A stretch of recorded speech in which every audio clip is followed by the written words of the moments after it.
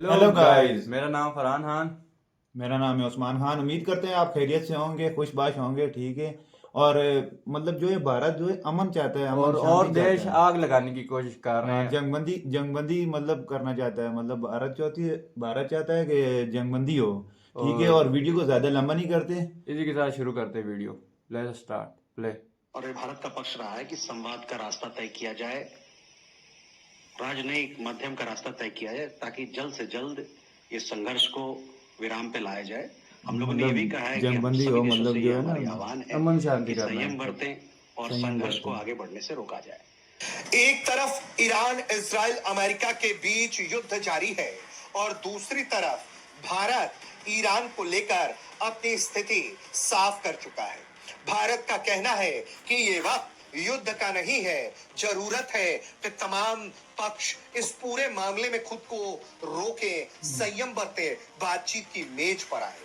भारत ने साफ तौर पर कहा है कि वो सभी पक्षों से शांति की अपील करता है शांति की ताकि अपील पूरे करता है, इलाके में मतलब जंगबंदी स्थिरता खत्म करना और चाहता है। मतलब ये शांति जंग आ संग सके। खत्म हो जाए, इसके अमन साथ शांति ही हो जाए। भारत ने ये भी अपील किया है इस मौके पर कि यूएन को अपने काम का तरीका बदलना होगा और भारत ने साफ तौर पर कहा है कि मौजूदा परिदृश्य को देखकर लगता है कि यूएन को तत्काल बदलाव की जरूरत है। हमको और ये भारत का पक्ष रहा है कि संवाद का रास्ता तय किया जाए, राजनयिक माध्यम का रास्ता तय किया जाए, ताकि जल्द से जल्द ये संघर्ष को विराम पे लाया जाए। हम लोगों ने ये भी कहा है कि हम सभी देशों से ये हमारी आह्वान है कि संयम बरतें और संघर्ष को आगे बढ़ने से रोका जाए।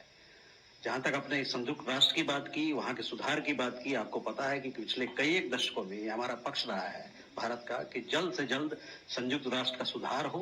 और ऐसे मौके पर जब हम सुधार की बात करते हैं तो उसमें उसके एक नया मायना आ जाता है और साथ ही साथ यही पता चलता है कि इसको जितना जल्दी करें उतना जल्दी बेहतर होगा संयुक्त राष्ट्र के लिए और दुनिया के लिए। जिस लिहाज में भारत के विदेश मंत्रालय ने सिर्फ इस युद्ध को रोकने की बात नहीं की है, बल्कि जिस तरह से यूएन में बदलाव की मांग की है, उसे सुनकर, उसे देखकर आप समझ सकते हैं कि इस वक्त भारत यूएन से क्या चाहता है। यूएन के तौर तरीकों ने हाल के दिनों में यह बताया है कि किस तरीके से यूएन की कोई खास भूमिका इस तरह के युद्ध में अब बची नहीं है। यूएन लगातार अपनी प्रतिष्ठा के संकट से गुजर रहा है और ऐसे में भारत जैसा देश लगातार यूएन में बदलाव की मांग कर रहा है।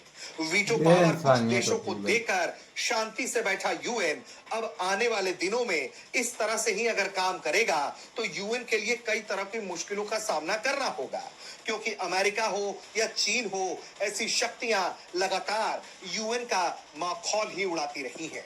अब ऐसे में यूएन को यह सोचना है कि वो आखिर बदलाव खुद में कब लाएगा, कैसे लाएगा, क्योंकि जिस तरीके से ईरान, इजराइल और अमेरिका का संघर्ष जारी है और जिस तरह से खाड़ी के देशों को ईरान निशाना बना रहा है, ऐसे में यूएन शांति की भी अपील कर रहा है तो उसके सुनने वाला कोई नहीं है।